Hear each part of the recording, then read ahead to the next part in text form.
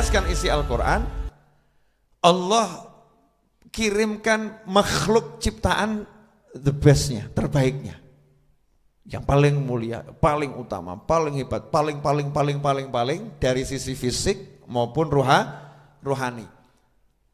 Jadi kalau bahasa kita misalnya, jangan bandingkan Nabi dengan yang lain ya, tapi buat gambaran gampang saja kita tuh mencerna. Orang itu kalau mau buat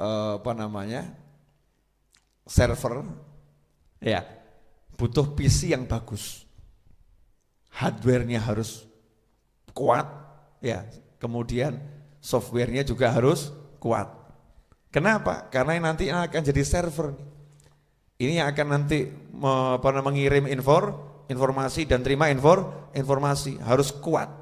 Nabi Muhammad SAW tiap detik terima informasi dan transfer informasi. Tiap detik. Dari Allah Subhanahu wa taala. Wa ma yantiqu anil hawa, enggak pernah bicara dari hawa nafsu. Tiap detik dapat wahyu dari Allah Subhanahu wa taala. Kemudian ditransfer minal gulub ilal gulub, dari satu hati ke hati yang lain sampai hari ini. Ya sampai hari ini ditransfer terus tuh ilmu-ilmu dari Allah taala lewat baginda Muhammad sallallahu alaihi wasallam. Maka Nabi SAW diciptakan oleh Allah taala dari bahan yang maha dahsyat. Ya, bahan penciptaannya maha dahsyat. Qala ya Jabiru innallaha khalaqa qablal asya'i nura nabiyika Muhammadin sallallahu alaihi wasallam min nurih. Allahumma shalli alaihi.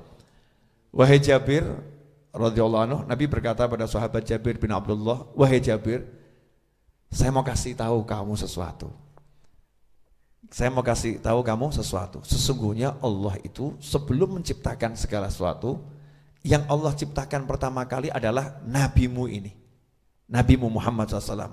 Dari mana? Bahannya apa? Min nurih, dari cahayanya Allah Subhanahu wa ta'ala.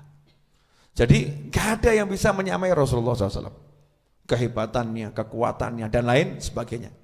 Makanya Al-Quran itu diturunkan 30 juz ke dada Nabi Muhammad SAW.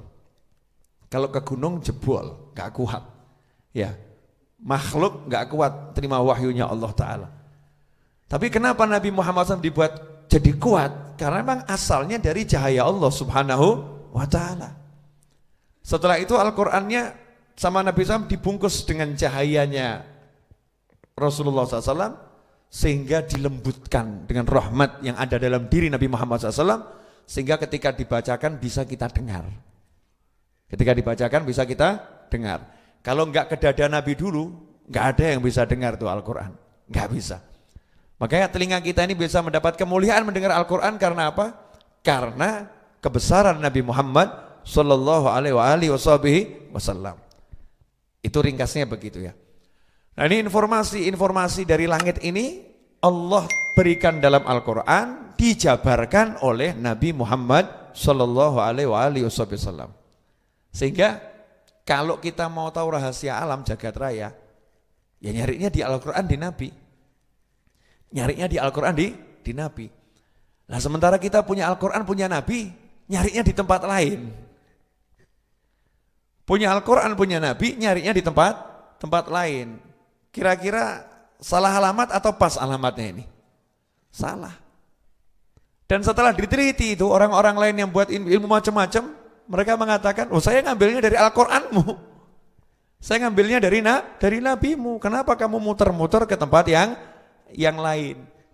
Karena sumbernya dari Al-Quran dan dari Nabi Muhammad sallallahu alaihi wasallam. Berdasarkan semua itu berarti tidak ada hukum, tidak ada ilmu, tidak ada pengetahuan yang lebih hebat dari yang terdapat dalam Al-Quran dan hadis Nabi Muhammad sallallahu alaihi wasallam.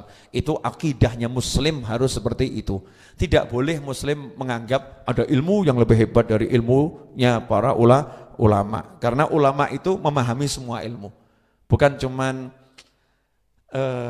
sepatah, dua patah kata, bukan cuman satu bagian, enggak. Semua bidang ilmu sebetulnya dipahami oleh para ulama.